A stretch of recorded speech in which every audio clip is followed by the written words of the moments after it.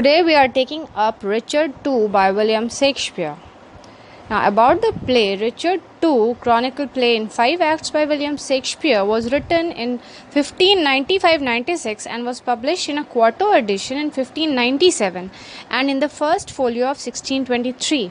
The quarto edition omits the deposition scene in Act 4 almost certainly as a result of censorship.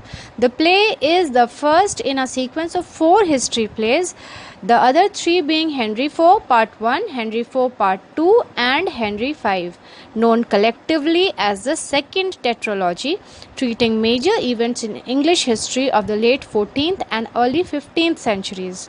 The story of Richard II was taken mainly from Raphael Holinshed's Chronicles, which, while much of the play is true to the facts of Richard's life, Shakespeare's account of his murder rests on no reliable authority.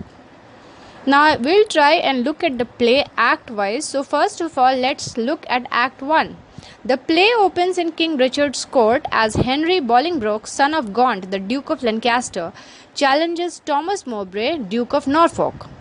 Henry accuses Mowbray of being involved in the recent death of the king's uncle, who is also Henry's uncle, because Henry and the king are cousins. Richard gives in to their demands to work out their differences in one-to-one combat at Coventry.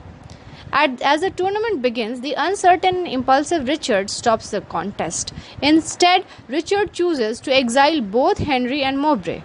He banishes Mowbray for lifetime. Responding to Henry's father, Lancaster's plea, he limits Henry's exile to 6 years.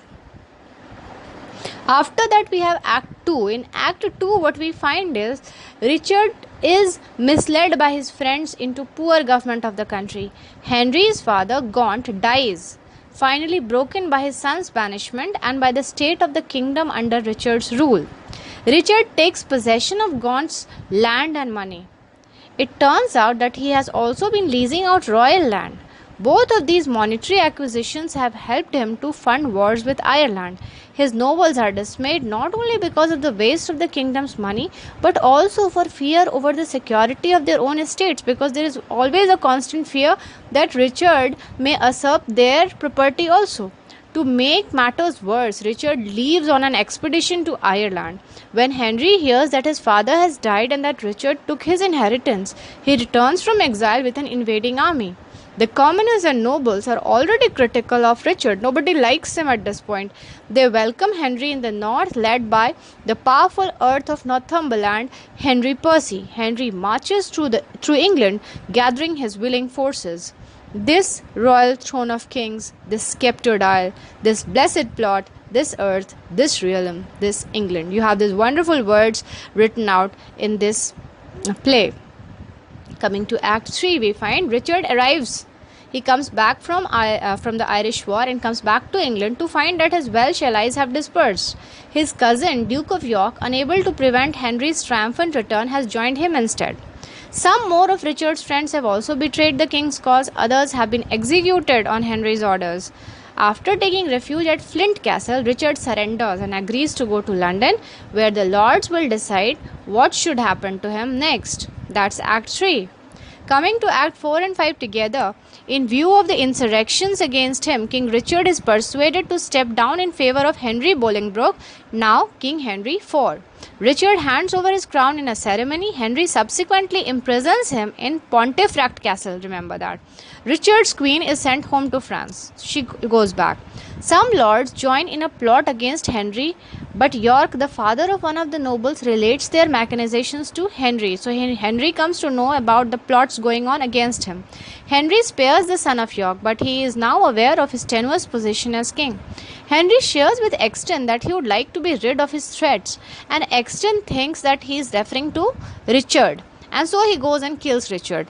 Believing that Henry was talking of him, he brings the body to London. Henry claims innocence, blaming Exton for misunderstanding his intentions. The play ends as King Henry banishes Exton, orders a funeral for Richard, and swears to make reparations for his cousin's death by going on a pilgrimage to the Holy Land, that is, Jerusalem. Now, let's look at these two kings, King Richard II. Now, Richard begins the play as an extravagant, self-indulgent king. He exiles 2 feuding noblemen Thomas Mowbray and Henry Bolingbroke, seemingly because Mowbray has been implicated along with Richard himself in the murder of Richard's uncle Thomas of Woodstock, Duke of Gloucester, while Bolingbroke, Richard's first cousin, is a threat to the king because he is intent on avenging the death of Gloucester. Now, when John of Gaunt, Bolingbroke's father, dies, Richard seizes his property to finance a war against the Irish. The Caesar gives Bolingbroke an excuse to invade England with his own armies. He insists that his return in arms is solely to regain his illegally seized dukedom. Powerful earls, especially the Earl of Northumberland and his family, support Bolingbroke because of their intense disapproval of Richard's invasion of baronial rights. Richard's last surviving uncle, Edmund of Langley, Duke of York, serves as regent while the king is fighting in Ireland. York, however, recognizes that change is inevitable and swears allegiance to Bolingbroke. York's son, the Duke of Aumale, remains loyal to Richard despite his father's change of allegiance.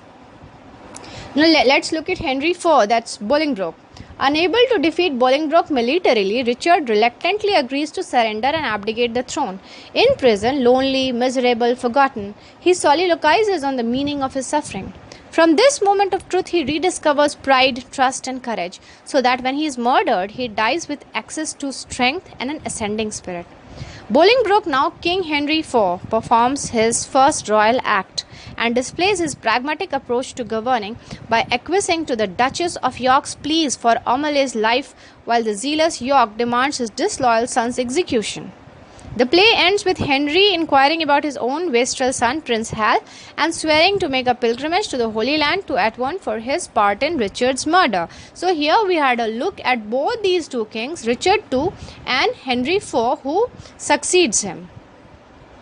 So what we come to know about this whole play is basically that Shakespeare's Richard II opens in the court of King Richard II in Coventry, where we find these two people. That was Henry Bolingbroke, the son of John of Gaunt, and Thomas Mowbray, the Duke of Norfolk, who were trying to resolve their issues in a tournament. And finally, Richard intervenes and he decides to banish both of them. So Mowbray was banished for a lifetime, while Bolingbroke was banished for 6 years. Richard comes out. He comes out in a play as an ineffectual king who is subject to flattery. He is misled into misgovernment by sycophants like his cousin Aumale and his companions Bushy, Bagot, and Green. John of Gaunt is deeply affected by his son's banishment. He dies, and then Richard does this mistake of taking up the whole property of Gaunt and using that money for the Irish War. Bolingbroke, resenting the confiscation of his inheritance, returns to England and is welcomed by the English, led by Henry Percy, the Earl of Northumberland. When Richard returns, he finds that his uncle, the Duke of York, whom he had left as regent, has joined Bolingbroke. His Welsh allies have abandoned him. His friends have been executed. He agrees to go to London, where the Parliament will meditate on the dispute, and then he is forced to leave the throne, give it to Bolingbroke, who is crowned as Henry IV. Then Richard is imprisoned in the Pontefract Castle, and Exton comes and murders him, believing that that is exactly what Henry wants. And when Henry comes to know about it, and Henry IV comes to know about it, he decides to make reparations for his cousin's death by going on a pilgrimage to Jerusalem. Now, if you look at the main characters, we already talked about King Richard II and Bolingbroke, and both of these are the main characters here. Then there are other characters like John of Gaunt, the Duke of Lancaster, called either Gaunt or Lancaster, is an important nobleman. John of Gaunt is Richard's uncle and the father of Richard's banished cousin Bolingbroke. Gaunt is very old and he dies in Act 2, Scene 1 after his son's banishment, and it is his property that Richard II seizes. Then we have Edmund of Langley, Duke of York, called York in the play, Richard's uncle and a brother of John of Gaunt and of the late Thomas of Gloucester. He is made Lord Governor of England by King Richard while he is away.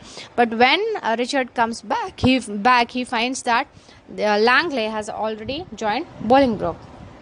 Then you have the Duke of Aumale, also called Rutland, late in the play, since he is the Earl of Rutland. He is the son of Edmund, Duke of York, and thus a cousin to both King Richard II and Henry Bolingbroke.